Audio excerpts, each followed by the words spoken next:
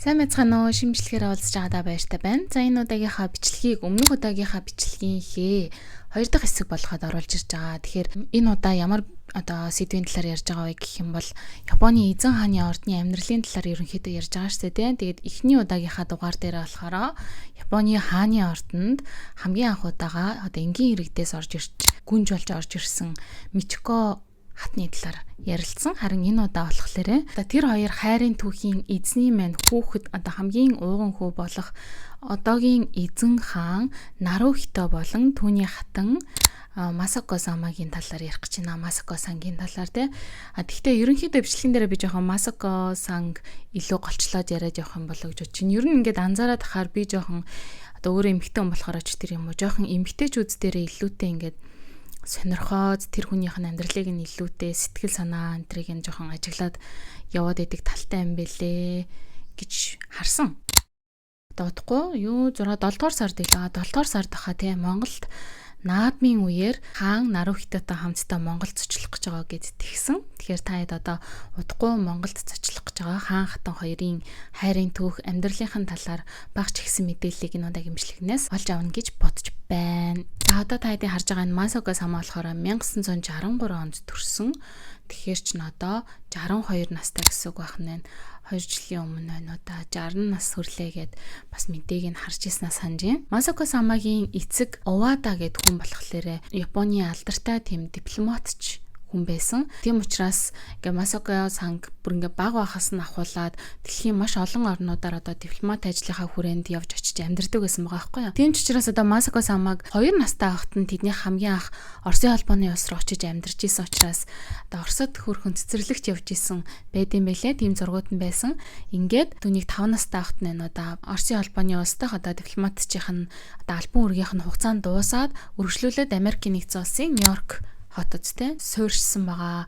Тэндээ тэгээд нэг 8-9 жил орчим амьдарсан гэж би ер нь ойлгосон. За ингээд Америкт тэнцэнэ бас 8-9 нас хүртэл амьдарч агаад үргэлжлүүлээд бид нэр гэр бүлээрээ ахиад Японд аавынхаа ажлыг дагаал явж исэн байгаа байхгүй юу. Буцаж Японд хурж ирээд тэгээд ээж эмээ хоёрынхаа төгссөн католик сургуульд үргэлжлүүлээд сурсан байгаа юм. Тэгээд Масако болохоор ер нь багасаа маш авхаалжтай, тэгээд сэргэлэн ер нь ингээ юмыг хурдан сурдаг тийм охин байсан. Тэгээд төвлөлтөр хуур теннис, гар урлалын дугуйланд суралцдагаас гадна тийм амьтдын ертөнцид сонирхолтой байсан гэж байгаа. Ер нь ингээд эндээс харахад энэ хүүхдүүд нь тиймч дугуйланд сурдаг гэсэн тэрний ч авьяастай энэ гэл тэгж ярьж байгаа. Энд чинь зөвхөн нэг эрхэм дээд зэрэгтэй хүмүүст нь байгаад байгаа юм биш. Ер нь ингээд Японд хурж ирээд хүүхдээ эндхийн цэцэрлэг сургуулаар нь суралцуулаад явж байгаагийн хувьд хэлэхэд ингээд бүх хүүхдүүд нь ерөнхийдөө нэг цэцэрлэгтэй нэг пианогийн наадлынхан хүүд өвлдөр орны хамгийн наадлынх нь пианика гэдэг юм жижигхэн үлээвэр хөгжин байгаа ч тийм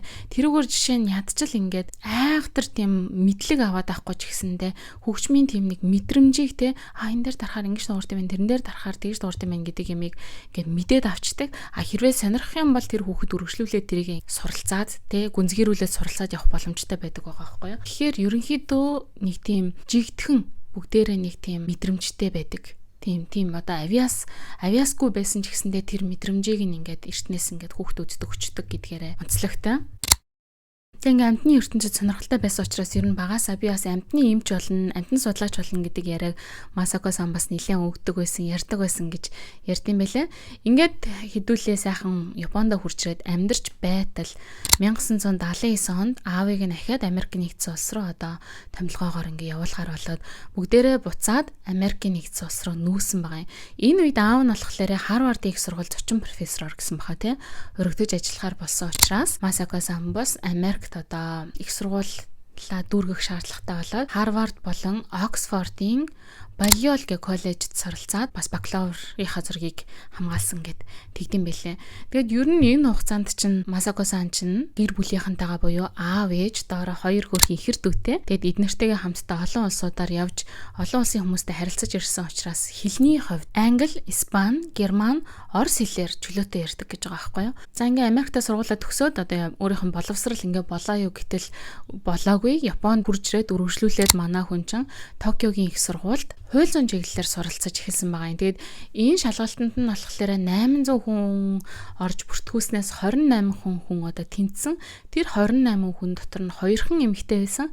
Тэрнийх нь нэг нь одоо Масако сан байсан гэд тэгдэм билээ. Ер нь ингээд өөрийнх нь одоо сурж байгаа одоо боловсрал эзэмшиж байгаа энэ бүхнээс нь харахад ерөнхийдөө Масако сан бол аавынхаа одоо мэрэгчлийг өвлөхтэй аав шиг ажил хийдэг хүн болоход ер нь зоригшуулагдсан тийм зорилготой эмэгтэй байсан байгаа. Тэгээ тэрийгэ ч гэсэн биелүүлж чадаад Масако сан ерөнхийдөө сургуулаа одоо Токиогийн сургуулаа төгсөнгүүтээ Японыхаа гадаад хэргийн яам одоо манай харчин гадаад харилцааны яам те ажиллаж дипломатч болж эхэлсэн. За ингээд Масако сан бол Японы гадаад хэргийн яамны одоо дипломатч болсон маш одоо өндөр карьертэй цаашдаа бол маш их амжилт үзүүлж болох үст тийм дипломатч эмэгтэй болсон хүмүүс бол одоо Масако санаас бол одоо ийм гэр бүл төрсөн те аав нь ч гэсэндээ ийм туршлагатай том дипломатч учраас ер нь бол ихэм дуулгах хүн гэсэн тийм өндөр хүлээлттэй байсан байгаа юм.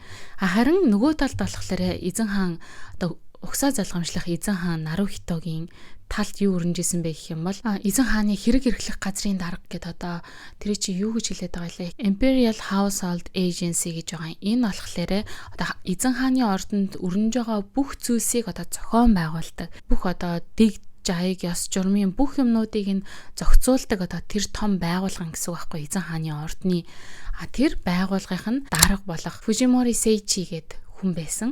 Энэ хүн одоо толгойг нүвтгжсэн нэг том асуудал юу байсан бэ гэх юм бол угсаа залгамжлах ханхүү те Нарухитогийн авах эхнэрийг нь хайх том ажилтай байсан. Яагаад гэх юм бол өмнөх бичлэгэн дээрээ би ч гэсэн хэлжсэн эзэн хаан бол угсаа залгамжлах ханхүү бол те хинтээ суух вэ гэх юм бол энгийн иргэнтэй биш харин язгууртан гаралтай эмэгтэйтэй суух хэрэгтэй байдаг. Fujimori сан болохоор за язгууртан эмэгтэйчүүд дундаас одоо хаанда те айтаахан гоё энэ амьдралыг туулаад аваа явчих чадхаар те энэ хатуу одоо өндөр босхтой газарт ингээд амьдраад насан туршид ард иргэдтэй одоо үлгэр жишээ болоод явчих ийм эмэгтэйг хаанаас сайжруулах вэ гэдэг толгойн өвчнөд байсан байгаа юм. За тэгээд нэг баахан эмэгтэйчүүдийг л жагсааж хичээл зураг хөргийг нь аваал за одоо боловсрал те ар гэрийн байдал гэл бүх юмыг нь чагсаагаад 200 гаруй хүний танилцуулгыг Нарухито одоо угсаа залгамжлах ханхуд өргөн барьсан байгаа юм. За тэгээд тэрийг Нарухито баахан харж одоо нөгөөтнөөс нь хэнийг ч тоогоогүй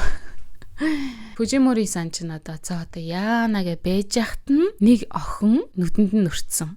За тэр хүн бол одоогийн хатан Масако сан байсан. Тэгээ Масако сан хаан юу хийж явж исэн бэ гэх юм бол цаашдаа өстой дипломатч болно гэд гадаад харилцааны яамд өстой карьертэй эд бүжигнүүлж явж исэн үеин байсан байгаа юм. За тэгтээ одоо ингээл Масако сан дээр очивол за та одоо ингээл хааны хатан болох уу гэл шууд тэгэж санал болгох нь бол угаасаа бүдүүлэг хэрэг учраас ерөнхийдөө ингээ ажиглаад авцсан байжсэн. Тэгээ энэ хоёрыг яаж уулзуулах вэ? Тэгээ яаж танилцуулах вэ гэдэг одоо юм цаагуур нь явсан л байлгүй гэж би бол бодож байгаа. Тэгээд анх танилцсан өдөр нь бол 1986 онд Испанийн гүнжийн цайны яслал дээр хамгийн анх энэ хоёр бие бинийгээ харж уулзсан байгаа юм. Тэгээ Нарухито хаан болохоор тухайн үедээ албан ёсны уулзалт байгаа ч тийм энэ албан ёсны уулзалтан дээр нэг юм ихтэлсэн. Ийшээ чарж гадаад яриад тийшээ чарж гадаадаар яриад тэгээд өөртөө бүр маш ихтгэлтэй. Тэгэл маш хөөрхөн инээдэг. Хөөрхөн угаасаа тэгээд бас дээр нь хөгжилтэй. Ингээ юм ярихаараа ингээл нүдэн сэргээл ирдэг юм. Тэг ингээ маш их мэдлэгтэй тийм эмэгтэй байсан. Тэгээд угаасаа яасан бах нөө Нарухито хаан маань тэр эмэгтэйд дурлсан. За тэгээд энэ цайны ёслолоос хойшоо энэ хоёр ер нь ойр ойрхон хаяа уулздаг байсан. Энд ч одоо 1986 он гэсэн үг ч тийм. Тэгтээ 1987 онд л одоо бүтэн жилийн дараанаас ахвалаад энэ хоёрын талаар ингээ хэвлэлүүдээр жоохон гарч эхэлсэн байгаа юм. Энэ хоёр ингээ уулзаад байгаа юм байна, тэгээд байгаа юм байна гэд. Харин энэ хугацаанд бол 1 жилийн хугацаанд энэ хоёр хүн маань бол хоорондоо одоо захиа бичдэг ч юм уу, утсаар ярьдаг ч юм уу, юм байнгын холбоотой байсан гэж үздэг юм билэ. За тэгээд асуудал үүсч эхлэх нь тодорхой. Зүг зүгээр явж исэн хүн чинь одоо олны ингээд урд гараад ирэхэр чинь тэр хүний өмнөх бүх юмыг нь ухан төгчин за тэгэл эн чинь болохгүй янзаар хилэн те ихэнх хүмүүс нь одоо сайн хүмүүс байсан ч гэсэндээ ер нь тэр дунд чинь амар заван хүмүүс байдаг ч гэдэг нэг балиар үгээр хүмүүсийг дайрдаг. Тэгээд тэр хүмүүсийн хил аманд одоо Масако сан өртөж эхэлсэн. Тэрнээс гадна Масако сангийн одоо өвөө гэж хүн байгаа. Өвөө нь алах Ютака сан гэж байсан байгаа. Энэ хүн 1930-аад оны үед Японы хөгжлийн банкнд ажилдаг байсан байна. Тэг яг энэ ажилдаг байх үед нь Японы Минаматогийн хотын цэвэр усны нөөцт нь одоо маш их бохор асгасан ч гэлүүдээ нэг тийм ноцтой хэрэг болсон.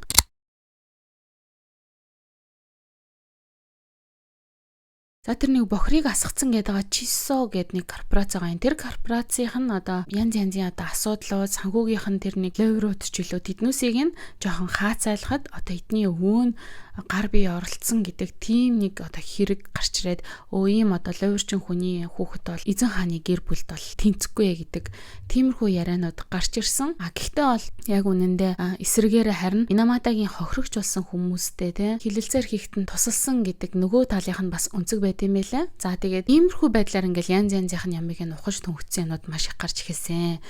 Гисэн ч гэсэндээ одоо хунтаажийн хувьд бол энэ бүх одоо хил амнуудыг бол ерөөсөө огт таагаагүй Масако сантайгаа одоо гэрэлмээр байна гэдэг байр суурьтай хിവэрэ байсан. Тэгээ Масако санд мэдээж одоо гэрлэх санал тавьсан авчиг Масако сан тэрийг нь одоо хүлээж авах боломжгүй гэсэн. Яагаад гэх юм бол Масако сан ч өөрийнхөө яг хүссэн амьдралаараа амьдарч байгаа тийм үе нөхгүй да тий. Ямар карьертай эмэгтэй байлаа. Ер нь цаашдаа ямар нөөц бололцоо байгаа илээ. Боллоо гэж бодоод очиж байгаа газар нь юу вэ тий. Насан туршдаа тэр нэг өндөр дээд зэрэгэлттэй үргэлж хүмүүсийн нүдний урд гараад ингэж амьдран. Тэгээд дээрэс нь цаашдаа хатан болно гэж үзэх юм бол энэ хүн чинь цаашд үргэлжлүүлээд дипломатчаар ажиллах өөрийнхөө эзэмшсэн сурсан мэргэжлүүдээ ингэж ил гаргаж ингэж явах боломжгүй болно. Өөрөөр хэлэх юм бол одоо эмэгтэй хүний хувьд те за би одоо тэр 28 хүн дундаас одоо 2хан эмэгтэй болоод гарч ирж исэн тэр нэг өндөр амбиц ирж те. Тэгэл тэр бүх амбицуудаа бүгднийг орхиод те зөвхөн ингээ хувь хүн те эмэгтэй хүн гэдгээрээ ингээ гоё дэлгэрэх гэж байтал нь хааны хатан болсноор одоо Японы тэр уламжлалт хатуу дүрм журмынхаа дагуу эрэгтэй хүнээс нэг мөр хойно, нэг алхам хойно явах хэрэгтэй болдог байхгүй юу? Угаасаа эзэн хааныгаа дээдл нь одоо хааныг спорт тэ дэмжин түлхэн тэрнээс биш одоо хаанаас илүү гарчлахгүй, хаанаас илүү гэрэлтэж болохгүй гэдээ одоо тэр хүн чинь юу руу орох гэж байгаа вэ гэдгийг ойлгосч байгаа байхгүй юу? Ухаантай хүн чинь тэгээд үгүй гэд тэгсэн боловч хунтааж маань яаж зүгээр байх вэ? Ахиад гэрлэх саналыг 2 дахь удаага илгээсэн. 2 дахь удаагийнхыг нь бас зөвшөөрөөгүй. Тэгээ бүр Америк руу явцсан гэдэг баха. Америк руу бүр цухтаагаад яваад өгсөн. Тэгээд ингээ Америкт байж хахад нь ахиад 3 дахь удаага санал тавьсан. За энэ удаад нь бол өстой жинхэнэ эргэн тойрных нь хүмүүс болон одоо өөр бусад хүмүүстэй маш олон хүмүүсийн дэмжлэг ятгалах те ярилцсан тэр бүх юмныхаа үндсэн дээрээс 3 дахь удаагийнх нь гэрлэх саналыг нь хүлээж авч ийхүү одоо Япон улсын угсаа залгамжлах ханхүүгийн эхнэр болохоор болсон байдаг. Гэхдээ ингээ эхнэр болох нь тодорхой болсон байсан ч гэсэндээ арт түмэндээ бол хараахан зарлаагүй байсан. Яагаад гэх юм бол энэ хоорондоор нөгөө гэрлэх санал тавиад байгааг нь арт түмэн бас яг ингээ тэр бүх мэдээллүүд нь хүрэхгүй штэ тий. Өмнө нөгөө өвөөтэй холбоотой том хил ам гарцсан байсан. Тэгээд энэ хоёрыг салсан гэдэг мэдээ бол цацагдсан байсан учраас гинт буюу те 1993 оны 1-р сард гэж байгаа юм.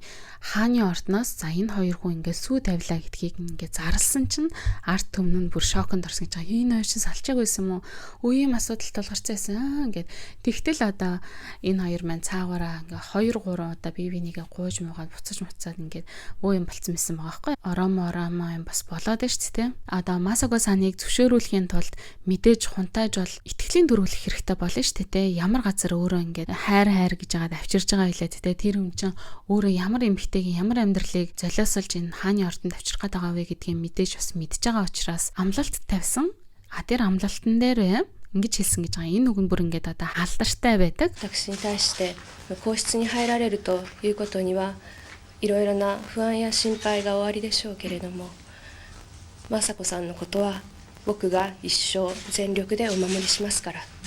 というふうにおっしゃってくださいました。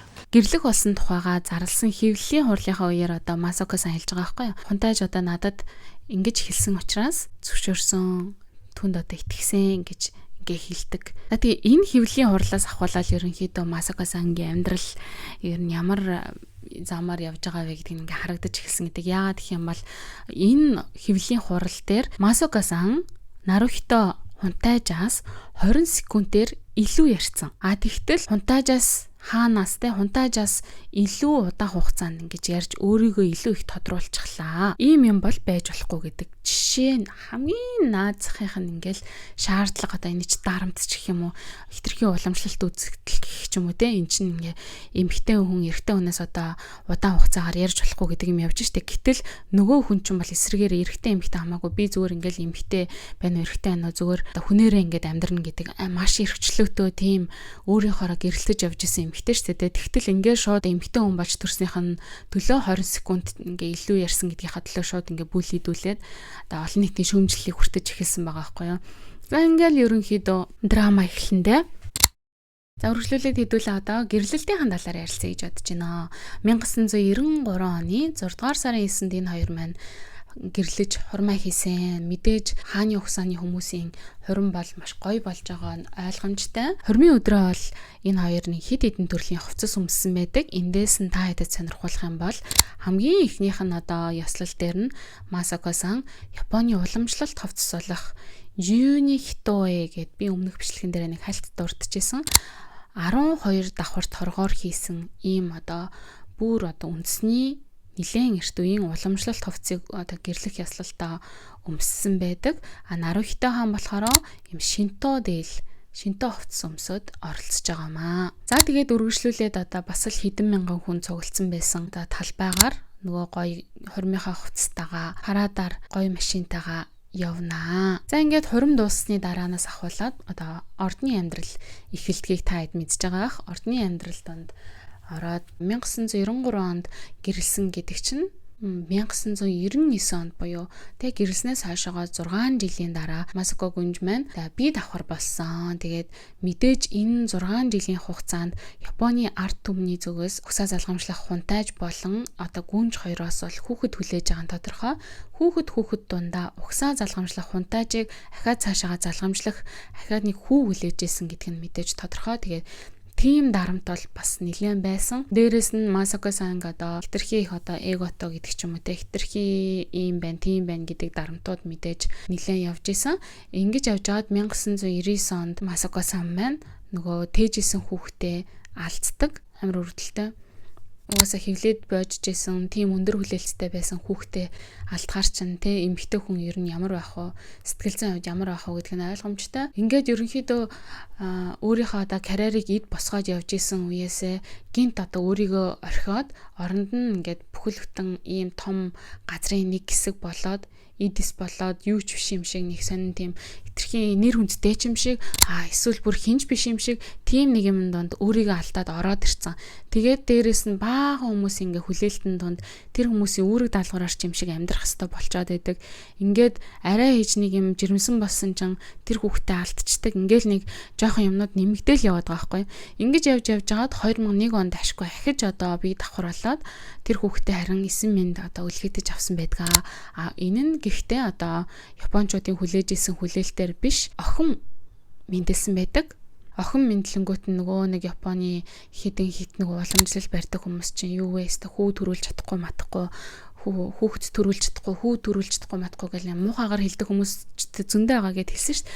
Тийм хүмүүсийн одоо хэл яриа нь бас гарч эхэлж байгаа юм л да. Ингээл энэ ч гэсэндээ одоо Масако-сан бас сэтгэл зүйн хувьд дарамт болж исэн. Ингээл ерөнхийдөө энэ хоримтлагдаал яваад исэн юм маань 2001 онд хүүхдэд төрүүлээд 2 жилийн дараа буюу 2003 онд Масако-сан маань одоо сэтгэл зүйн өвчнөр одоо хүнд өвчлсөн гэдг нь онцлогдсон. Тэгээд энэ сэтгэл зүйн өвчнийх нь англи нэр нь болохоор adjustment disorder буюу за монголоор болохоор тасан цогцох эмгэг гэжсэн. Гэхдээ энд нь нөгөө нэг anxiety сэтгэл төгших эмгэг, depression гэдэргээд бүгдээрээ багтаж орж ирж байгаа юм нэг амар тийм сэтгэл зүйн хүнд өвчин туссан гэдг нь бүр ингээд оншоороо тогтогдсон байгаа байхгүй юу. Тэгээд adjustment disorder гэдэг нь яадаг вэ гэх юм бол ерөнхийдөө нэг тийм хүнд цохилтууданд те хайртай хүн нас орох, ажилгүй гинт болох, гэр бүлийн гинт цаалах гэх мэт тийм амьдралын стресстэй үйл явдалд их их хариу үйлдэл үзүүлж эхлэх үед онцлогддог. Одоо гинт хитрхи ихгүй нүхтэй болох, ингээ үргэлжийн байнгын төвшөөртэй байх, тэг хит их ачаалал,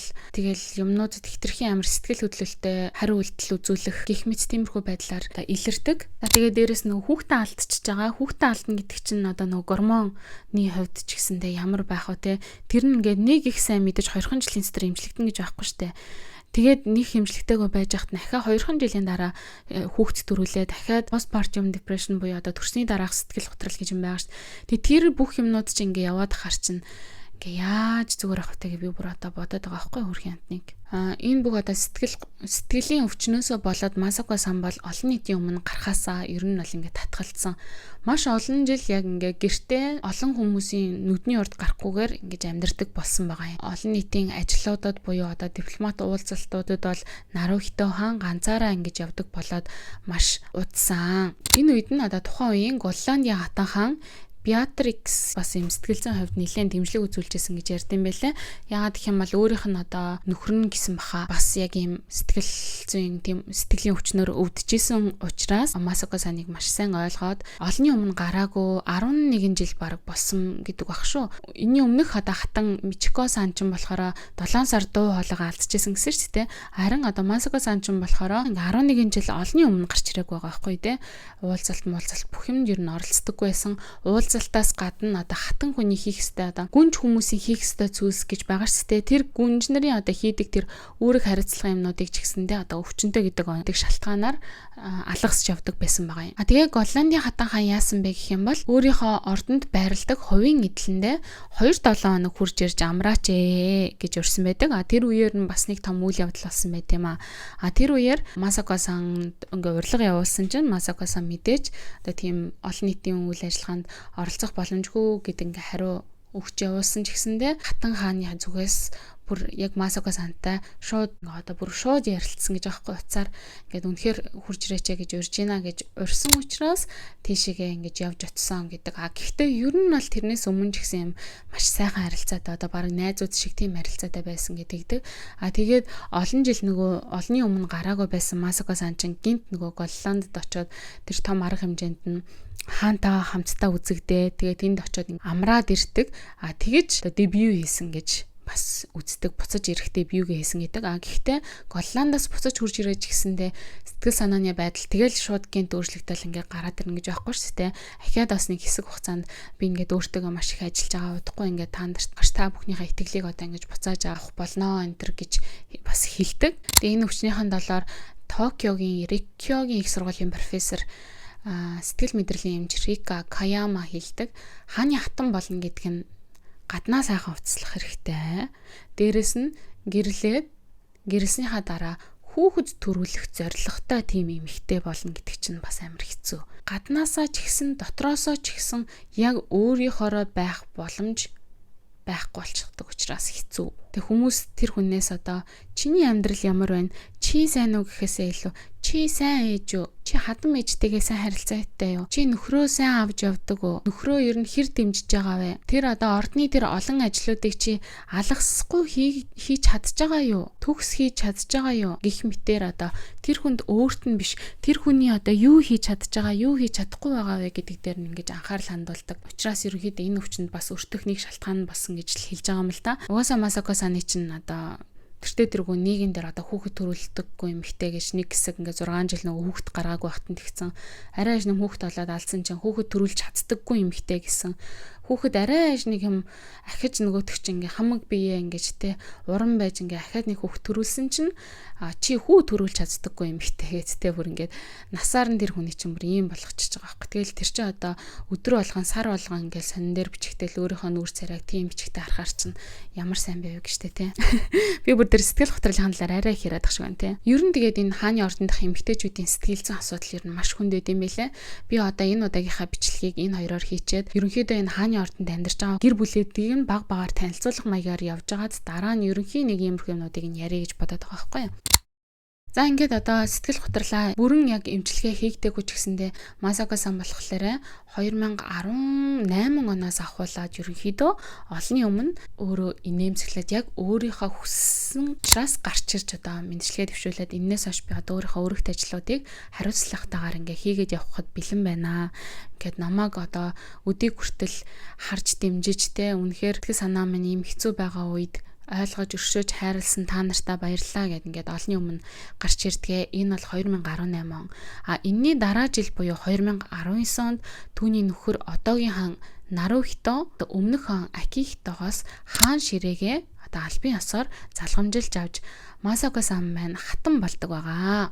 За ингээд хатан болоод ерөнхийдөө өнөөдрийг хүртэл ингээд дайжгүй явж байгаа гэж би бол бодож байгаа.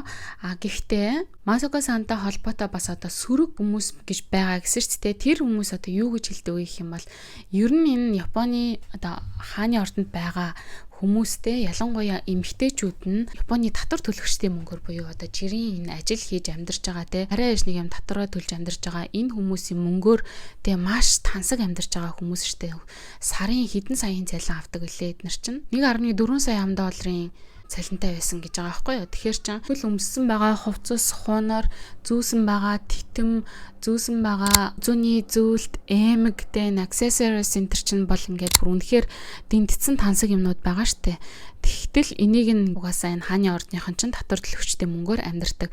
Тэгээ ингэж тэ хүмүүсийн одоо нулимсаа урсган байж олсон мөнгөөр амьдарч байж бидний одоо өв уламжлалыг те биднийг төлөөлж ингэж хатан гэж амьдарч та өв уламжлалаа хадгалж авч үлдэх те олонний өмнө гарах нэгэнт тим юм руу сонгоод орчихсон юм бол яагаад олонний өмнө гарахгүй марахгүй гэж одоо ийм олон жил ийм өвчин худлаа ч юм үнэн ч юм уу өвчин ярьж ингэж хойш суугаад байгаа юм бэ. Үнэхээр эн чинь одоо чиний бараг л одоо ажил штэ гэж байгаа байхгүй юу. Тийм ерөнхийдөө бол ажил байхгүй эн чинь. Ажил хийж яагаад ажиллаа хийхгүй байгаа юм бэ? Яагаад ийм олон жил өвчин ярьж ингэж хойшоо суугаад байгаа юм бэ? Тэгээд дээрэс нь би өвдцэн гэд тэгээд байгаа мөртлөө тийшээ Голланд руу найзынхаа юм болохоор явчихж байгаа юм. Тэгтээ Голландаас хурцрээд энд ингээд том хүмүүсийг хүлээж авч тэднэрт хүндэтгэл үзүүлэх ёслол болонгот тэрэнд болохоор ирдэггүй. Эсвэл Аз Африкийн зочид ингээд хурж ирэхээр тэднэртэй уулздаггүй.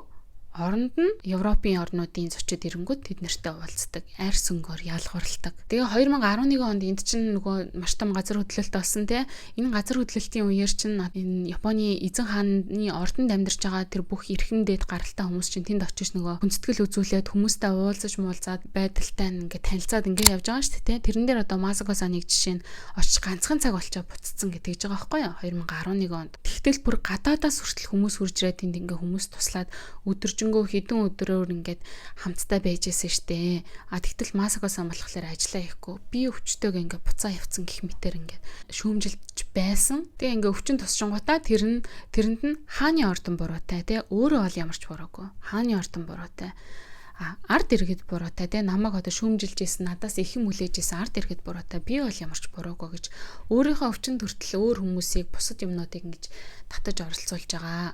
Тэгээд тэр өвчнийг эмчлэхийн тулд бүхэл бүтэн улсын одоо энэ 120 сая гаруй хүн тэр хүнийг одоо хүлээх ёстой ажиллаа хийхийг гих мэтэр одоо хитрхи юм хөргөчийн сэтгэлгээгээр ингээ ханддаг. Эсвэл Масако-сан ч угаас амар ухаантай эмэгтэй учраас ер нь ингэж одоо баян амьдралаа үргэлжлүүлэх тийм төлөвлөгөөтэй хүн баха энэ гэж тэгэж бас ярьдаг тийм шүүмжлэгчд ер нь байдаг. Тийм миний хувьд болохоор одоо энэ сэтгэлийн өвчин гэдэг чинь ер нь маш хэцүү шүү дээ. Тэнд нэг цаг орчим байчаад буцсан гэж байгаа. Тэгэхээр ер нь нэг цаг байх нь битгий хэл тэр яг сэтгэл зүйн тийм хүнд депрешнд орсон хүмүүс ч орноосоо ч босч чаддаггүй шүү дээ. Тэгтэл тэнд очиод бүтэн нэг цаг ингээд хүмүүсийн орд гараад инээгээд явна гэдэг чинь бас хэцүү байхгүй юу да тий. Тэр талаас нь би бол бодож байна. За ингээд 2003 онд нөгөө охин маань төрсөн шүү дээ. Айко гүнж төрсөн. Тэгээд энэ охиноос 3 жилийн дараа буюу 2006 онд Нарухито хааны дүү Фумихитогийн гэр бүлд одоо эрэгтэй хүүхэд мэндэлсэн байдаг.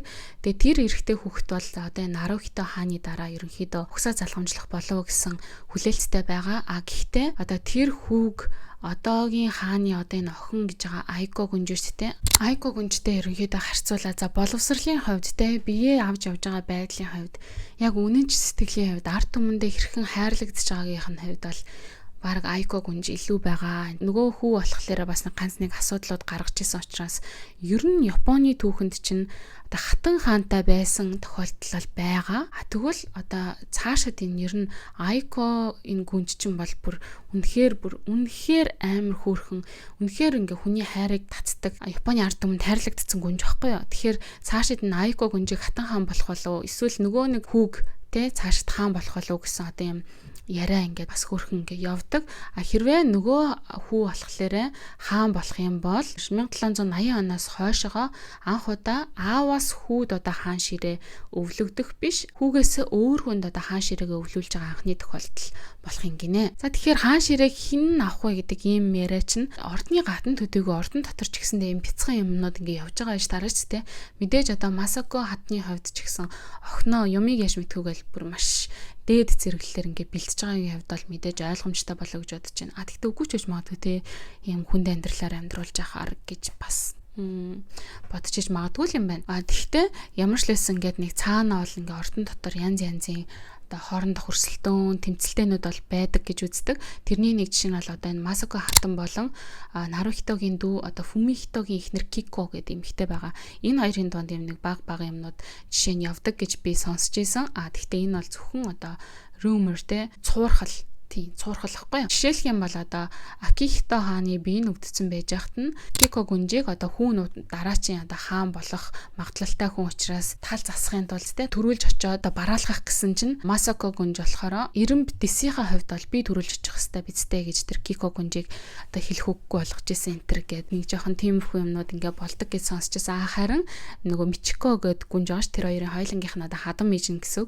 Хадам ээж нь зүгээр гуруула хамт явнаа, үдүүлээ хамтдаа зүгээр явнаа гэнтэр гэж тэр хоёрын ямиг ингэж барьдаг гэнтэр гэж би сонсч байсан. Мичико хатны талаар те ярихад нэрээ бас энэ Мичико хатан чинь өөрөө бас энэ ордон дунд орж ирж өөрөө бас юм том депрешн тэрийг туулж исэн хүний хувьд одоо Масако гүнжийг сайн ойлгож исэн хатам ээж байсан гэдэг нэг үнцэг байдаг ч гэсэндээ бас цаагуур нэг тийм суурхал байдаг нь ерөнхийдөө Мичико гүнж чинь нөгөө үзэгслэн гоогороо ингээ бүх юмараа гайхагдаж олонний юм анхаарал донд байж исэн чинь Масако гэдэг бас нэг бүр амар юм те оюун ухааны хувьд бүүм хийцэн тийм эмхтэй ороод ирлээ шүү дээ, тэ. Орчин үеийн тийм эмхтэй байхгүй юу? Орчин үеийн. Мичико сан ч болохоор хүүхдүүдээ өөрөө өсгөн гэл өглөө 6 цагт босч бентогийн бэлдэж өгч мөгдөг. Ер нь бол ингээл маш гоё эмхтэй, сайн ээжийн тийм ерөнхийдөө дүртэй байсан шүү дээ. Гэтэл одоо энэ Масако сан ч болохоор ерөнхийдөө оюунлаг хүчрэхийг бие даасан эрхчлөөтэй тийм эмхтэй дүртэй болоо ороод ирж байгаа байхгүй, тэ. Өөр өөртөөхөө шалтгаанаар энэ ордны амьдрал донд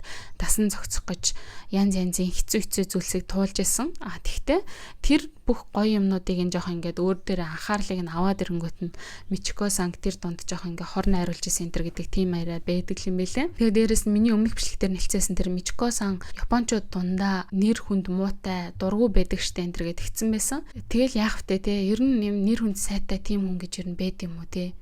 Ер нь яаж ч хичээсэн, яаж цаахан ашигласан гэсэн заавал нэг тийм шүүмжлэгч, заавал угаасаа муулдаг хүнтэй тийм л байдаг штэ тий. Тэгээ яг хоо тэр Мичико сангийн тэр муулуулад байгаа юм нь юу вэ гэх юм бол хитрхи нэг өндөр үнэтэй хувц сунар хэрэгэлдэг угаасаа гангаан эмхтэй штэ тий. Арт өмнө татврын мөнгөөр янз янзын гоёл чимэглэл тэгэл баг нэг зураг авахулах гэж шинэ хувц авдаг тий. Гэх мэтэр тиймэрхүү юм байдаг. Дээрээс нь одоо хадам ээжийнх нь хэлжсэн хитрхи муухан ааштай хүн Мичико бол хитрхи муухан ааштай хүн энэ гэж хэлжсэн гэдэг ч юм уу. Тийм амын ярианууд байна. Тэгээд мэдгүй одоо бид нар бол мэдгүй штэ. Зүгээр л одоо заа нэг иймэрхүү амьдрал туусан байна, ийм байна. Ерөнхийдөө харахад тийм байна гэдэг юм хэлнөхөөс ш. Тэр ордны амьдрал дунд мунд нь одоо юу болоод хин юугээ одоо энэ Масако сан ч гэсэндээ тийм амар сайн хүн өмөө хүн мэдгүй штэ бид нар. Ерөнхийдөө л ийм байна гэдэг ямыг нь л ярьж байгаа шүү дээ тий. Тэгээ яг одоо Мичико саны зүгээс яагаад одоо хүү төрүүлэхгүй байгаа юм бэ гэх мэт дарамт байсан. Тэгээ өөрөө бас олон жилийн ордны энэ дарамтыг дууга төсвөртэй байж ингээд төвчиж ирсэн бол Масако болохоор тэрийг нь илэрхийлээд ингээд эрхчлөөтэй байхыг илүүд үзээд байдаг гэсэн болохоор ер нь амьдрах тэр арга барилын хувьд ялгаатай байдлаас энэ хоёрыг нэг их тийм амар дотн болгоогүй гэдэг тийм байд юм бэлээ. Гэхдээ бол яг ингээд нэг албан ёсоор энэ хоёр өстой тэгж муудалцаа тэгсэн гэдэг юм бол байдаггүй юм бэлээ. Тэгээ дээрэс нь одоо Масако саныг тийм уйтгарт гүнж, гунигт гүнж өвчтөй тийм одоо ордонд хоригдсон хоригдол мөрөгдөл барагтай тиймэрхүү юмар ингэж мэдээ маш их бичдэг. Тэрийг нь болохоор эсэргүүцэгч талууд те шүүмжлэгч талынх нь болохоор энэ бол өөрийгөө л ингэж бичүүлдэг те. Энийг бол хинч тэгж уйтгарт гүнж мунж гунигт гүнж мунж гэхгүй харин ч эсэргээрээ өстой ордны янз янзын ажил хийхгүй тэгэл сэтгэл санаагаа дээрдүүлж ингэж энэ тэнд очиж зугаацаад ингэж явж идэг тийм хүн гэж байхгүй штэ гэх мэтэр тэгдгээ. Тийм. Гэхдээ ерөнхийдөө нэг хүний тийм нэг юм мэдрэгддэг штэ. Зүгээр л тэр инээж байгаа байдал тэгэл царай төрөх тэр царайн дээр үлдсэн байгаа үрчлээ те тэр үрчлээ нь юунаас болсон ер нь ямар хүн бэ гэдг нь ч юм уу ингээд мэдэгдэх юм өчүүхэн хувийн магадлал байгаа. Тэндээс нь ингээд зүгээр миний хувьд бол Масако-сан бол гоё дулаахан тийм сайхан эмэгтэй юм шиг санагддаг. Тэгээд удахгүй 7 дугаар сард та хэд маань Монголд сайхан хүлээж аваарэ.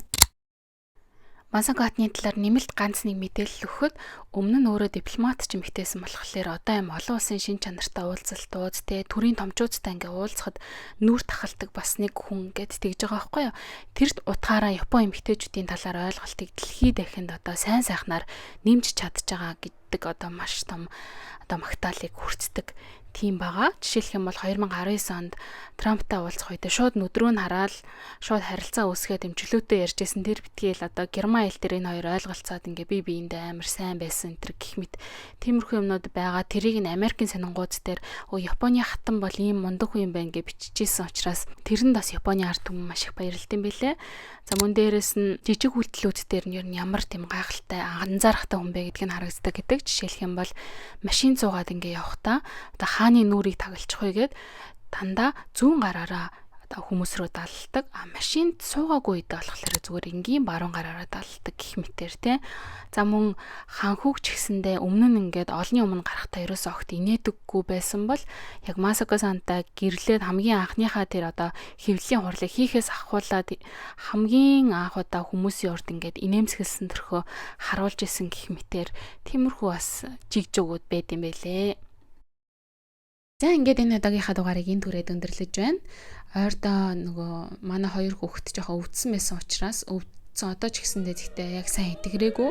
Тийм болохоор тэр хоёрыгоо наано цаано гихгээд ажил ихтэй бичлэгээ бас яг хугацаанд нь сайн оруулж явж чадахгүй байна. Тэгээд тэгж байгаа нэг сайхан жигдэрхүүлгүүдээ те.